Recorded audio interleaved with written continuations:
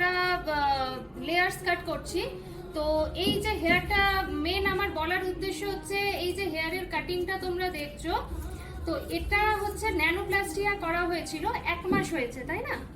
Nanoplastia করা হয়েছিল 1 মাস হয়েছে। তো উনার রিগ্রোথ হয়েছিল, একটু ড্যামেজ ছিল হেয়ারটা, আমি শেয়ার করেছিলাম, সেটা অনেকের মনে আছে কিনা জানি না।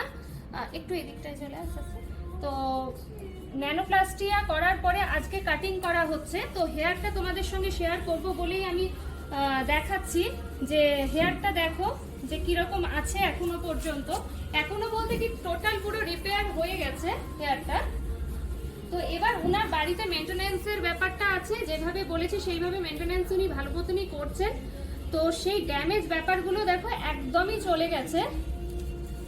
তো তোমরা দেখো ন্যানোপ্লাস্টিয়ার রেজাল্টও দেখো, এবং এই কাটিংটা যে করছি এই কাটিংটাও কেমন হয়েছে সেটাও তোমরা দেখো, একটু দেখে কমেন্ট করে অবশ্যই জানিও। আর তোমরা যদি মনে করো ন্যানোপ্লাস্টিয়া করবে অবশ্যই নিহারিকায় যোগাযোগ করতে পারো। তার রেজাল্টটা তো দেখালামই তোমাদের।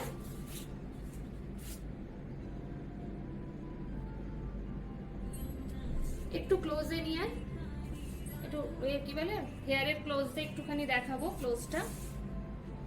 এই দেখো প্রত্যেকটা হেয়ার কিন্তু রিপেয়ারেবল আছে, আর তার মধ্যে ফুল কাটিংটা দেওয়া হয়েছে, ফুল লেয়ার্স কাটিং।